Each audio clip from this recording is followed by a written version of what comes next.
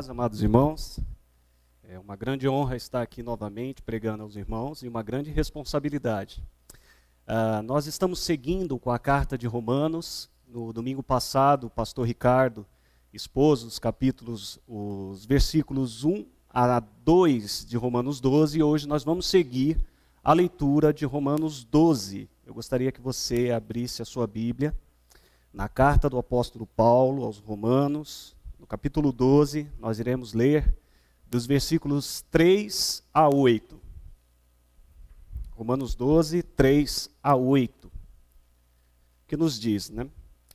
Porque pela graça que me foi dada, digo a cada um dentre vós que não pense de si mesmo além do que convém. Antes, pense com moderação, segundo a medida da fé que Deus repartiu a cada um. Porque assim como num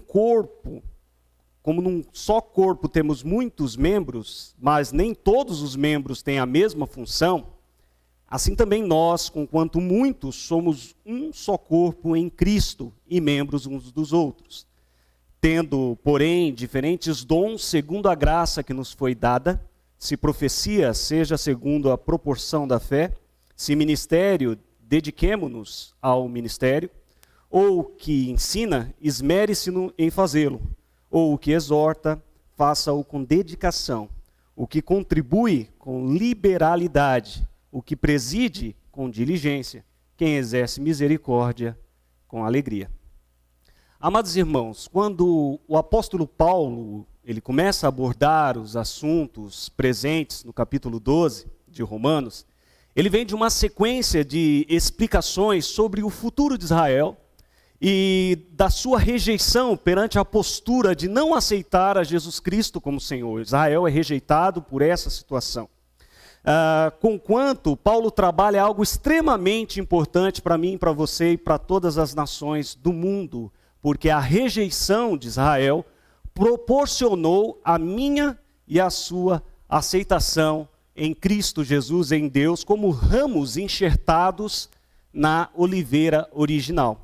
Mas Paulo também diz que essa rejeição a Israel não seria final, pois Israel voltaria a ser o povo de Deus, mediante a poderosa misericórdia que Deus tem para com o seu povo.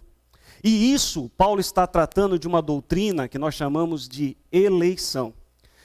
E a eleição nada mais é de demonstrar como Deus, mediante a sua graça, Ele nos escolheu você e escolheu a mim, mediante... mesmo quando nós ainda éramos inimigos da cruz. E por sua soberania, Deus ele providencia então salvação por meio de Jesus Cristo. Paulo está tratando isso com a igreja de Roma.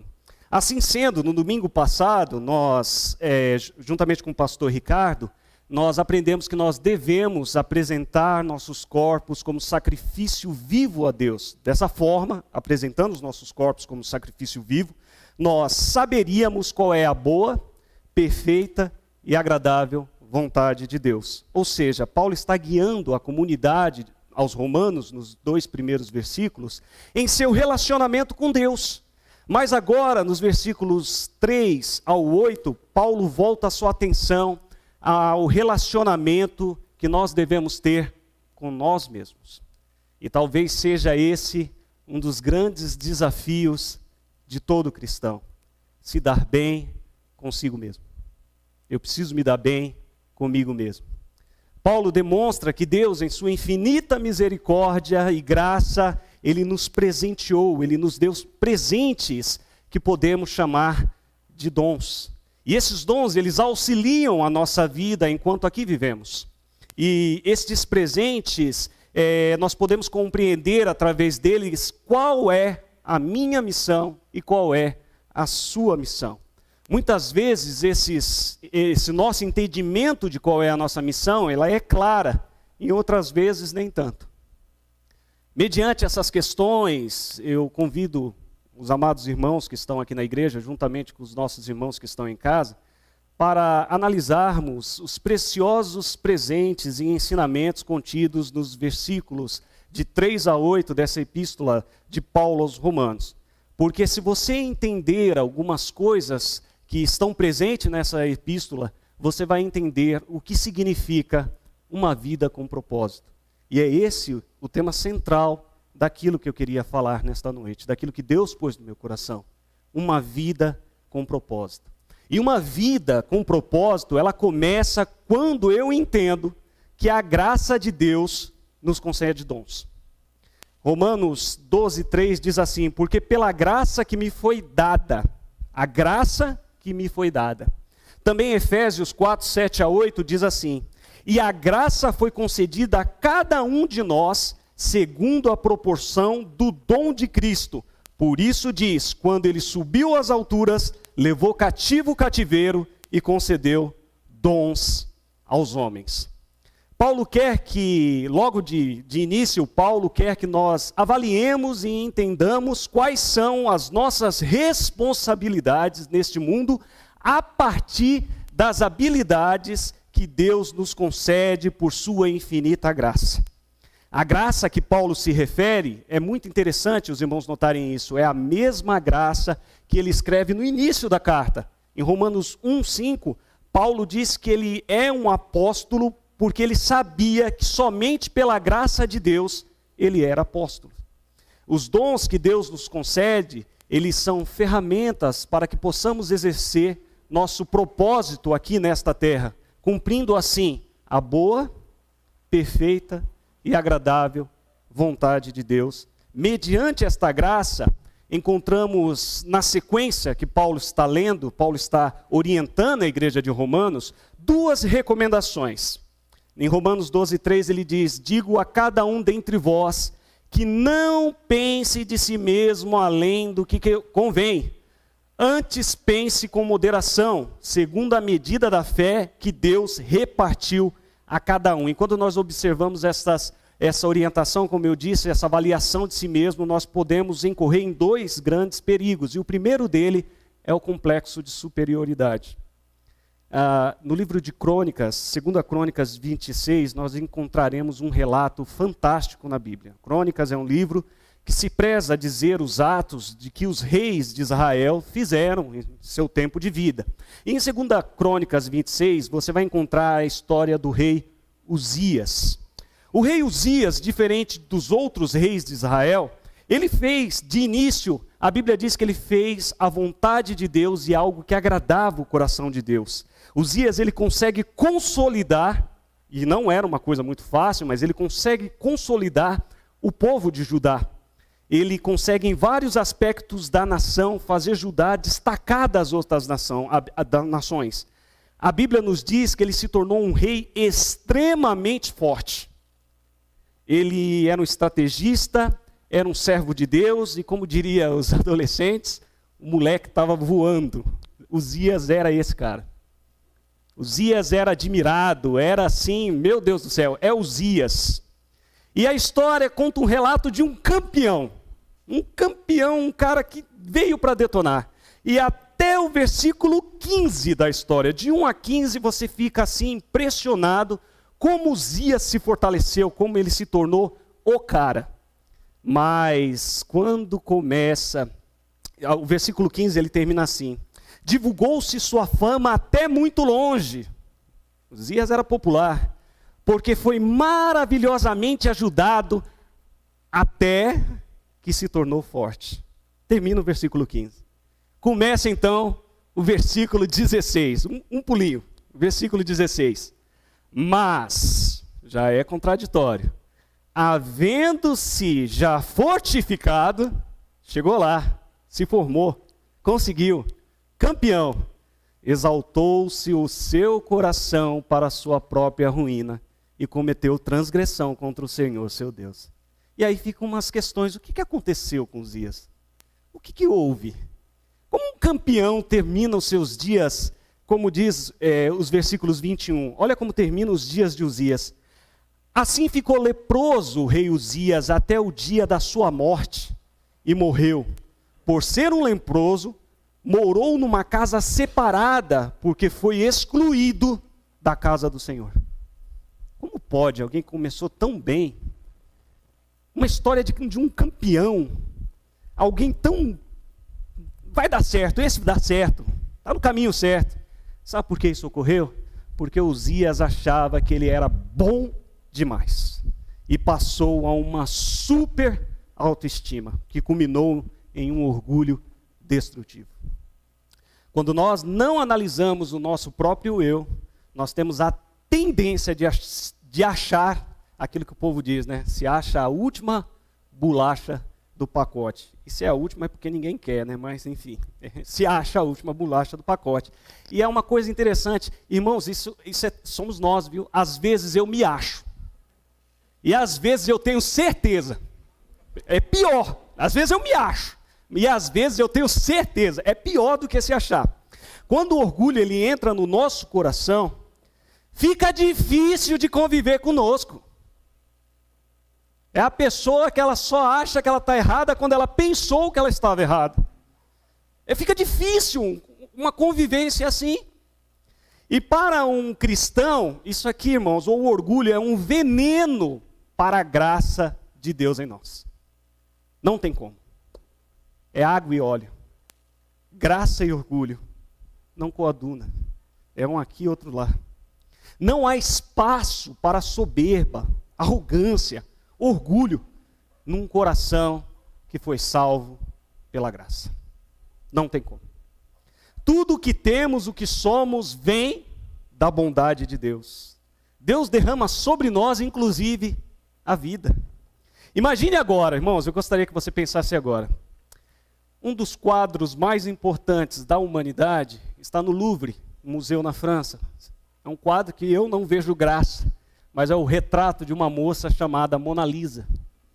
Eu, particularmente, foi uma mal selfie. Se fosse uma selfie, ela teria que tirar outra, porque nem sorriso ela deu. Parece foto de RG, mas é um dos quadros mais importantes. É caríssimo aquele quadro, ele é incalculável o preço dele. Agora, pense você, o pincel que pintou aquele quadro dizendo, eu sou bom. Olha o que eu fiz. Fui eu que pintei. Fui eu. Pincel número 12. Fui eu que ele usou, viu? Fui eu que ele pintou. É o pincel ou é a mão do artista? Quando você chegar no Louvre, é uma placa dizendo Leonardo da Vinci. Não está, pincel Faber-Castell número 12. Não está, está o nome do autor. É justamente isso. Nós somos o pincel na mão do artista, que é Deus. Não é de mim, é a graça dele em mim. O outro perigo que nós encontramos é justamente o oposto da autoestima exagerada, ou seja, o complexo de inferioridade. Amados, se há algo que não combina com o cristão também, é o sentimento de vitimismo. Em uma das definições possíveis para o termo vitimismo, que se tornou muito comum nos nossos dias, é que ele é um poço de sentimentos negativos e que dele surge a tendência de culpar os outros. O pai, a mãe, os irmãos, a sociedade, a igreja, o trabalho, o patrão, o cachorro, o gato e por aí vai. Por aí vai. Os irmãos, é interessante porque, claro que existe, irmãos, e aqui eu quero fazer um recorte nessa questão da baixa autoestima. Claro que existem marcas em nossas vidas que são tão profundas e muitas dessas marcas precisam ser diagnosticadas, pois alguns desses sentimentos são doenças e eles têm tratamento. Salvo estes casos, irmãos, que são patológicos, o cristão não pode ter uma autoestima achatada, exprimida pela baixa autoestima, ele não pode ter. Ele é filho e herdeiro de um Deus todo-poderoso. Temos um Pai que nos ouve e que nos escolheu para uma esperança viva. Não dá para você ser cristão e ter um complexo de inferioridade porque Deus não te ama. Porque se Ele não te amasse, você não estaria aqui e você não estaria ouvindo esta mensagem. Então você não pode ter em si ou cultivar, porque tem pessoas, irmãos, que cultivam isso. Ele põe esse sentimento numa estufa e todo dia parece que ele vai lá, ele abre, põe um pouquinho de água e fala assim, deixa minha mágoa aqui. É quase um pet. Né? Esse sentimento vira um pet. Ele sai para passear com a mágoa, ele leva para tosar, ele compra ração e ração de qualidade. Entendeu? Não é aquela de A mais barata, não. Qual é a mais cara? Por quê? Porque eu quero ver essa mágoa crescer, ela tem que estar do meu lado. Sabe, parece que a gente, às vezes, parece que nós queremos isso para nós. Parece que é confortável, parece que muitas vezes a mágoa, ela é um travesseiro gostoso. E nesses dias frios, nada melhor do que uma boa mágoa. O cristão não pode ter esse comportamento. Você é filho de um rei. Já parou para pensar nisso, irmãos? O custo que foi, o alto preço. Você sabia que quando você anda na terra, Deus olha do céu e fala, eis ali um servo meu. Olha lá, está indo trabalhar. Nós não podemos ter uma autoestima achatada. Romanos 12:3 ainda diz, digo a cada um dentre vós que não pense de si mesmo além do que convém, antes pense com moderação, segundo a medida da fé que Deus repartiu a cada um. Irmão, Deus nos tem dado fé para que possamos cumprir com os nossos propósitos. E essa fé vem mediante a graça que Deus nos concede. Quando esta análise de nós mesmos não ocorre, geralmente encontramos diversos irmãos magoados com a igreja a que pertence. Ou você nunca ouviu um irmão que falou, olha, eu não vou ficar nessa igreja porque ninguém reconhece meu talento. O meu dom não está sendo usado aqui nesse lugar. Quando nós não compreendemos que a graça de Deus já está em nossa vida, já está aí em você, começamos a duvidar dos nossos dons e passamos a viver transitando entre a super autoestima e a baixa autoestima, como viver em uma montanha-russa. E é interessante, eu não sei se você já andou de montanha-russa, eu prometi para Deus que eu jamais vou andar naquilo de novo, porque passar emoção já basta a vida por si só, mas não, eu fui querer andar na montanha-russa, e o interessante é que o problema não é o baixo e o alto. O problema é quando você transita entre os dois.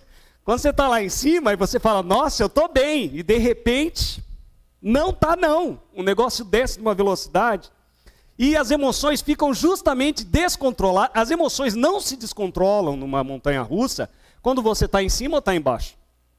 Porque quando você está em cima, você se acha, então. Quando você está embaixo, você não se acha, então. Mas quando você está entre um e o outro, meu Deus do céu, é aí onde flui toda a bagunça dos sentimentos. Essa é a intenção de uma montanha-russa. Mas a graça de Deus, ela nos coloca num trilho reto. Ela nivela os nossos sentimentos. Assim que Paulo apresenta aos romanos, quem operava neles, o apóstolo agora se volta para a segunda recomendação, que nos permite ter uma vida com propósito, irmãos. E para isso nós também precisamos entender que fazemos parte do corpo de Cristo.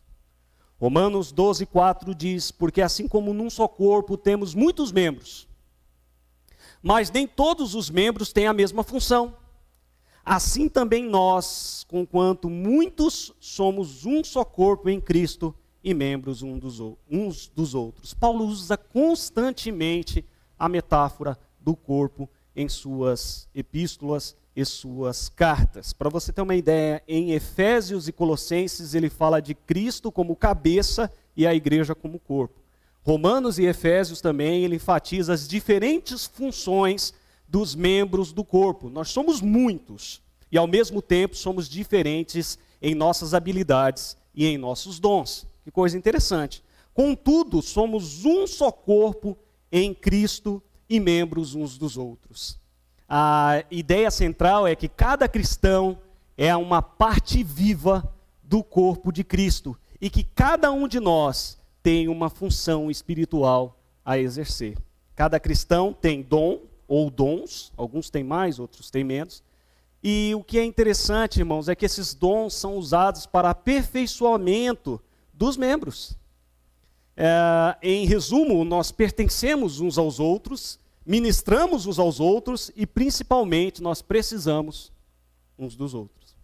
Essa metáfora que Paulo apresenta, apresenta algumas características que são extremamente importantes, a começar da unidade. Ele fala de unidade, reciprocidade, diversidade, mas eu queria focar, se não me falha a memória, duas apenas. A começar pela unidade.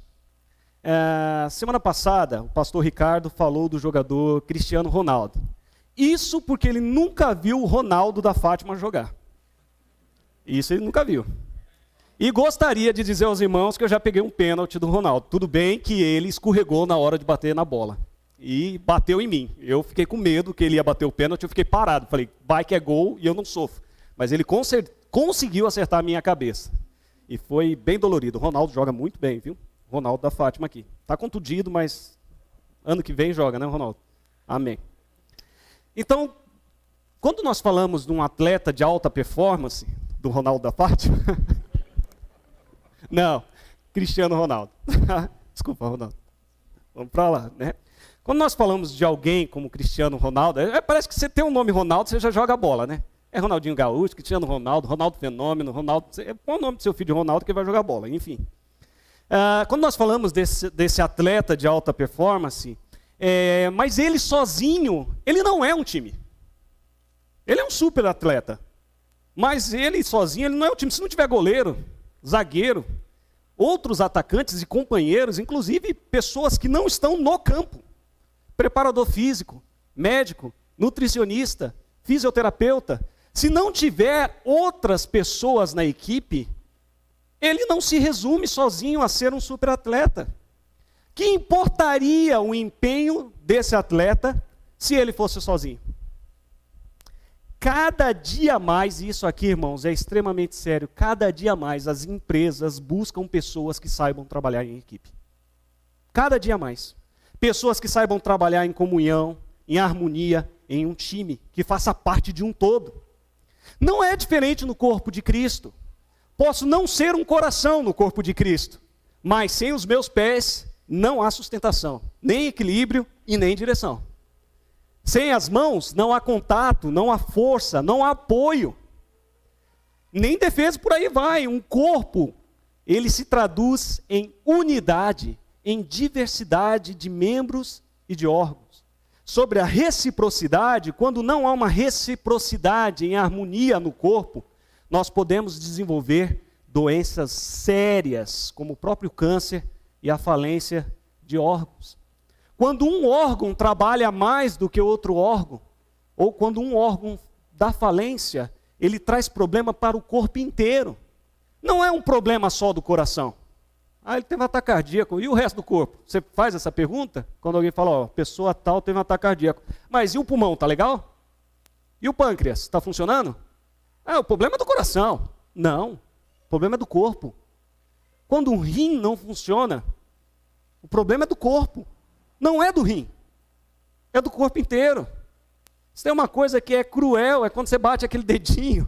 Oh, Jesus, né? A Márcia é campeã de bater a perna no quarto da Júlia. Eu não sei o que acontece. Quando a cama da Júlia vê a Márcia, ela pula na frente. E ela bate no mesmo lugar. Já é a 5ª vez, eu falei, amor, nós vamos orar para que Deus te ajude com o seu relacionamento com essa cama. Porque bate justamente no mesmo lugar. E é dolorido. Poderia dizer e falar assim, não, é só essa parte aqui da perna, o resto, não, é o corpo inteiro. É a reciprocidade. Quando nós falamos de nossos dons, meu pai, ele foi um grande pastor, eu gosto muito de falar isso, um excelente conselheiro, um incansável cuidador de suas ovelhas, mas quando meu pai cantava, Jesus Cristo, eu me lembro de um culto que os irmãos desligaram na mesa o microfone dele, porque não tinha como prestar atenção. Meu pai consegue desafinar batendo palma. Esse é o nível hard do desafinado. Todo mundo está aqui, ele está aqui, ó. Meu pai conseguia. Mas graças a Deus que toda vez que começava um hino, o irmão da mesa, usado em seu dom, já abaixava o volume do meu pai, um irmão colava do lado e pegava o microfone e conduzia a igreja em oração, em louvor. Irmão, nós louvamos a Deus pela vida dos nossos ministros, Júlia, Ive, Herbert, Ricardo, Charles e perdoe os outros que eu não sei o nome, mas louvamos a Deus por esses irmãos que nos conduz. Graças a Deus que há esses irmãos para louvar a Deus e muitas vezes nós sentimos o coração aquecido. Quando nós não fazemos novamente aquela análise dos nossos dons, nós agimos como o rei Uzias, que se pôs a sacrificar. Foi isso que aconteceu com Uzias. Uzias chegou num ponto tão alto que ele olhou e falou assim, eu posso sacrificar. E ele faz aquilo que o sacerdote deveria fazer. E quando ele termina de sacrificar, ele sai de dentro do templo leproso.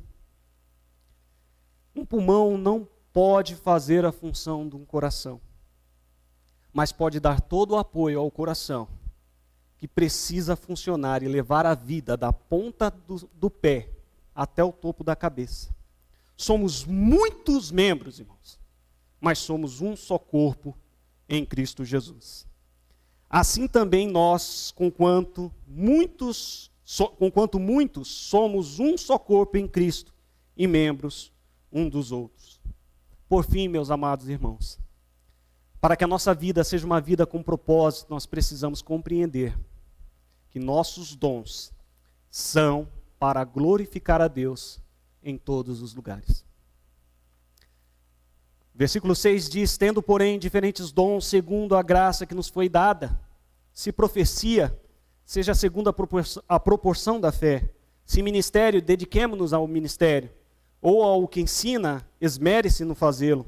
Ou que exorta, faça-o com dedicação. O que contribui com liberalidade, o que preside com diligência, e quem exerce misericórdia com alegria. Há um comentarista de nome complicado, eu não vou tentar dizer o nome dele aqui, ele diz que os dons espirituais, eles não são instrumentos que devem ser usados para a nossa edificação, e que eles não são brinquedos, e nem brinquedos de recreação, nem armas de destruição. Os dons são para que edifiquemos uns aos outros, a igreja e a sociedade em que nós vivemos. Nós precisamos entender, irmãos, que nós não podemos guardar os dons, pois fazemos parte do corpo de Cristo. Por conta disso, os nossos dons precisam glorificar a Deus aonde você está. O que Paulo aqui em Romano quer dizer, ao apresentar a lista de dons dele, é que devemos utilizar de forma prática os nossos dons.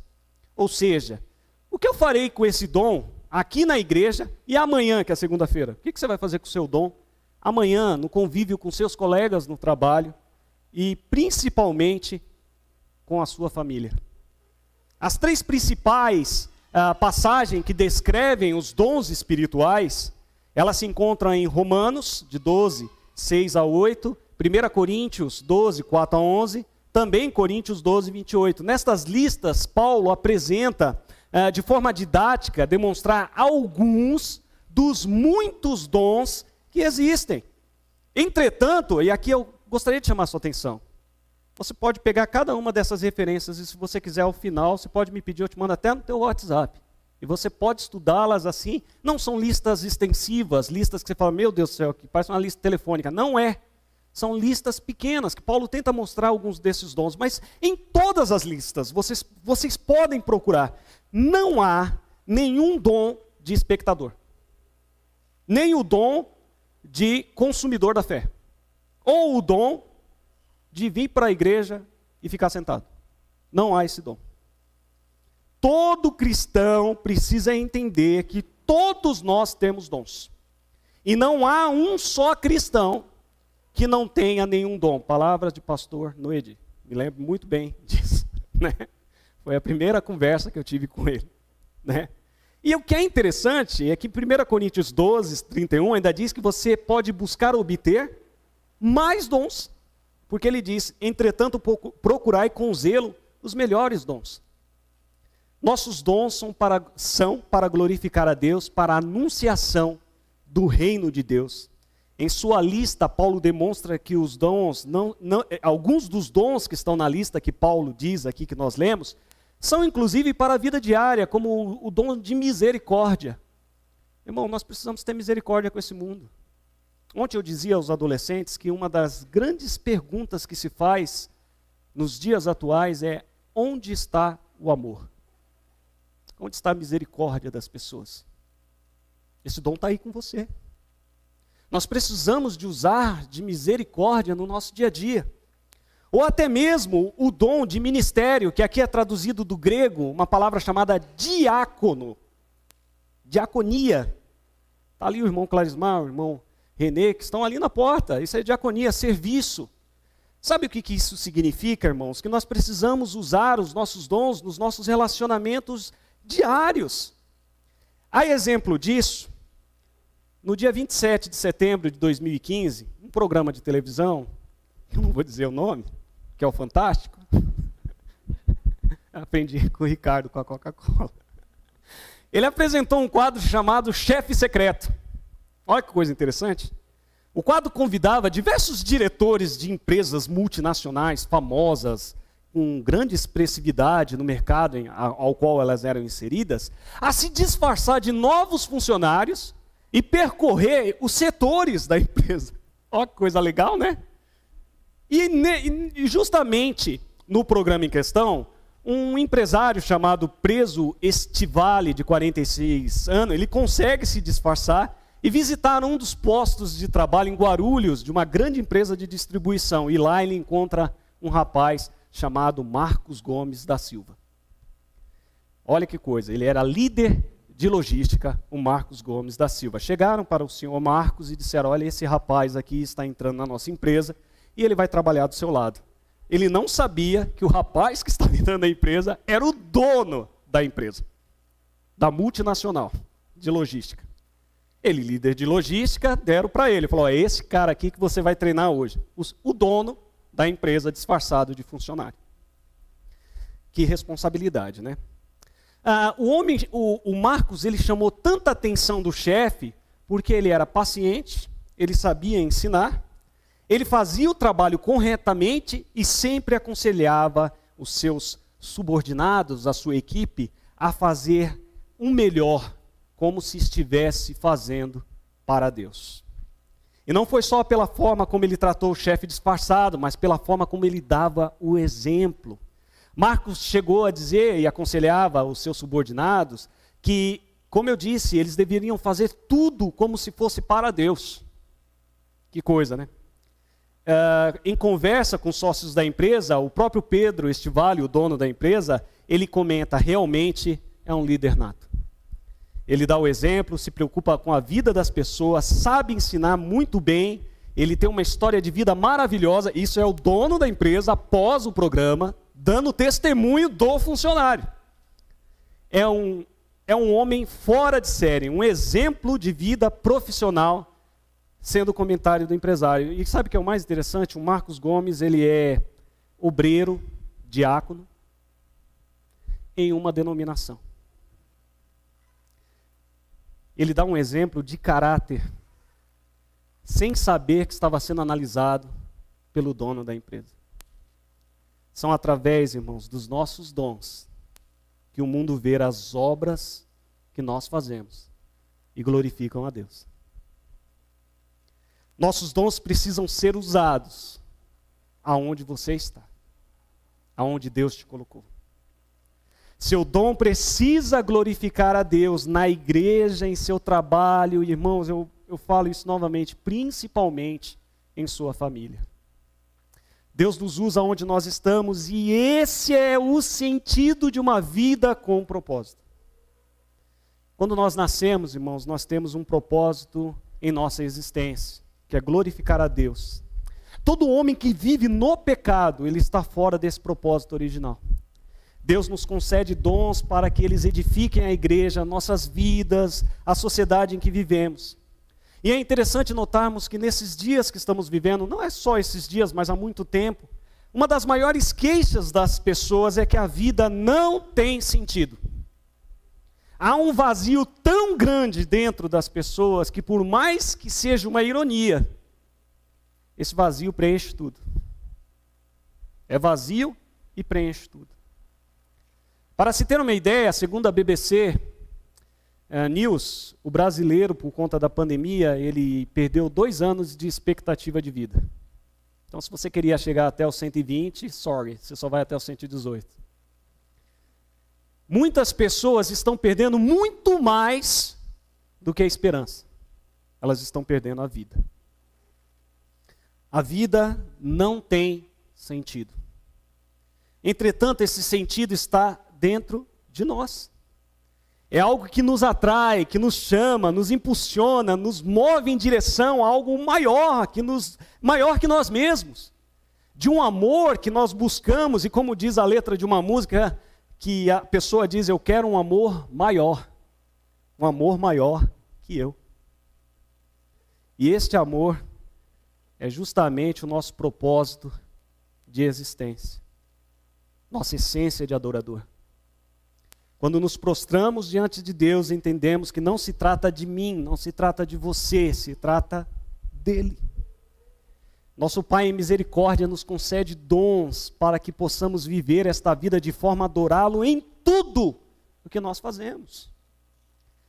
A exemplo disso, Jesus foi um exemplo maior de tudo, de como os nossos dons glorificam o nome de Deus. E o que é interessante é que todo o tempo Jesus usou os seus dons, não apenas na sinagoga. Jesus não esperava ter reunião na sinagoga ou estar no templo para usar os dons dele. Bem pelo contrário, as maiores histórias que nós encontraremos nos evangelhos, a grande atividade de Jesus Cristo passa sim pelo templo, passa sim pela sinagoga, mas a grande maioria é no meio do povo, é no convívio dele, no meio da semana.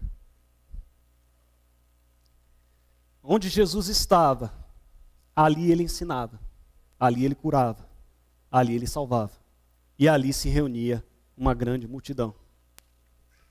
Jesus, ele usa os seus dons de forma dinâmica, de forma prática.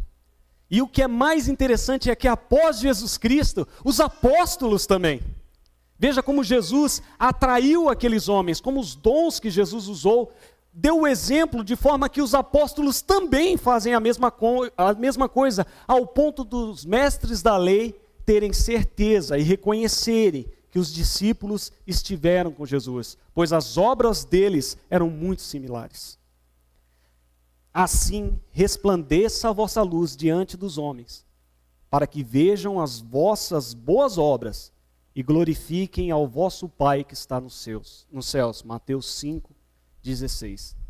Este é o uso dos dons que nós devemos buscar, para que em nome de Jesus seja glorificado em nossas ações diárias.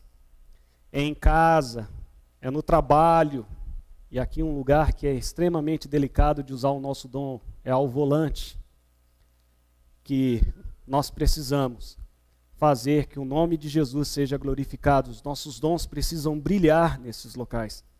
Uma vida com propósito, meus amados irmãos, passa por uma mente transformada, através dos dons que são concedidos, através da graça que Deus, em infinita misericórdia, nos concede. Finalizando, meus amados irmãos, muitos dos dons que nós lemos aqui na lista de Romanos são para todos nós. O contribuir é para todos nós. O ter misericórdia é para todos nós. Por mais que você não queira, uma hora ou outra você se pega ensinando alguém, é para todos nós. Que você possa entender que uma vida com propósito passa na aplicação da utilização dos presentes que Deus te dá. Finalizando, quando eu me casei, meu amado irmão, eu ganhei 28 panelas de pressão.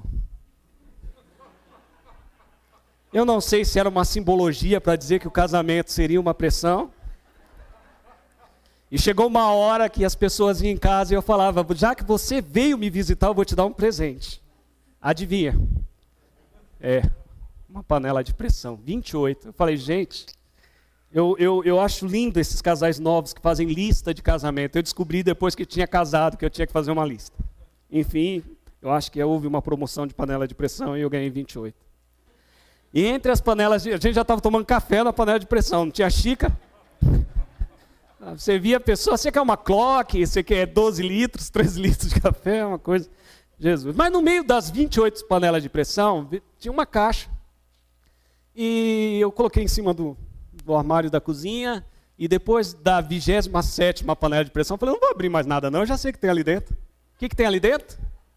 A panela de pressão, com certeza, deixa lá. E passou-se um ano, e o negócio ficou lá em cima, e um dia, naquela arrumação relâmpago que você faz na casa, né? Tem um dia que você faz uma promoção, né? Um Black Friday da limpeza na sua casa, né?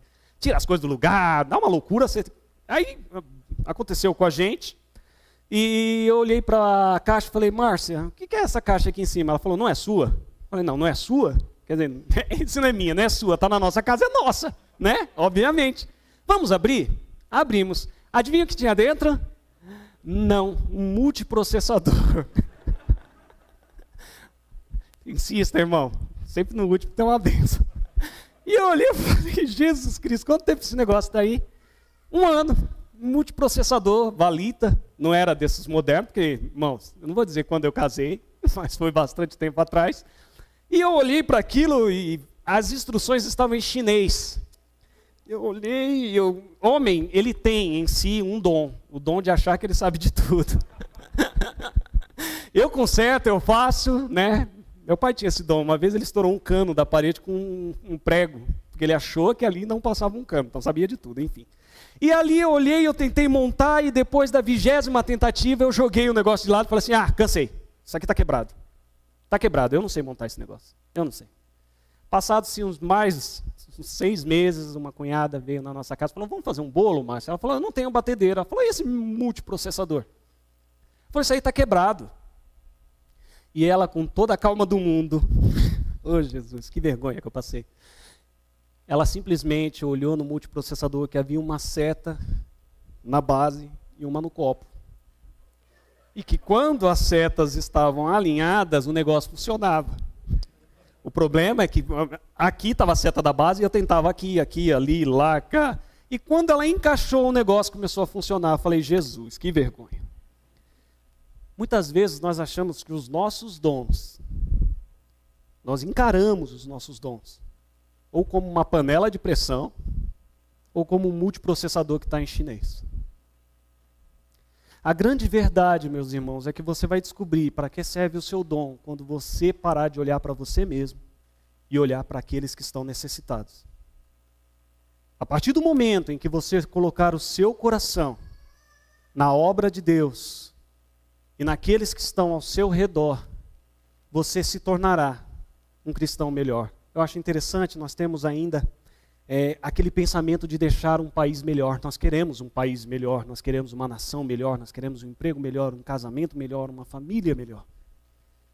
Mas a grande verdade é que nós queremos que o outro seja melhor. E sendo que o melhor começa com você. Quando você começa a usar os seus dons, quando você entende que os seus dons transcendem os muros da igreja, você, com certeza, não será um funcionário que quando alguém chega para esse funcionário e fala assim, olha, eu achei esse verde, tem vermelho? Seguindo o raciocínio, qual é a pior resposta que alguém pode te dar como funcionário? Tem o que está aí. Você quer matar, principalmente se for uma irmã que vai procurar alguma coisa, tem um tamanho diferente, não, é o tamanho que está aí. Isso machuca a pessoa não consegue entender. E muitas vezes o funcionário fala assim, eu não fui pago para isso, eu não sou pago para isso. Nós teremos um país melhor quando o seu dom começar a revelar o reino de Cristo. Esse é o sentido de uma vida com propósito. Uma vida com propósito é uma vida que passa em Jesus Cristo. Amém, meus amados? Oremos. Senhor, nosso Deus, nosso Pai, clamamos a Ti, ó Pai, que os nossos dons possam louvar e glorificar o Teu nome em todos os lugares. Que o mundo possa ver em nós, Pai, a Tua luz brilhar através dos nossos dons. Que o Senhor abençoe os nossos irmãos que ensinam, os nossos irmãos que servem, os nossos irmãos que têm misericórdia, que se coloca no lugar do outro, que em oração abre o coração e chora de uma forma tão poderosa, Pai, que muitas vezes nos atinge, mesmo a reunião sendo online. Quantas vezes, Pai, nos momentos de oração, eu sou confortado pela oração do meu irmão, mesmo não mudando nada, mesmo o problema ainda estando comigo, mas simplesmente porque eu sinto que o Teu Espírito Santo está agindo através da oração dos meus irmãos. Que eu possa entender, ó Pai, que os meus dons são presentes, não são brinquedos e nem armas de destruição. Que o Teu nome seja glorificado a cada dia pelos dons que o Senhor tem nos concedidos. É o que nós pedimos no nome santo de Jesus. Amém.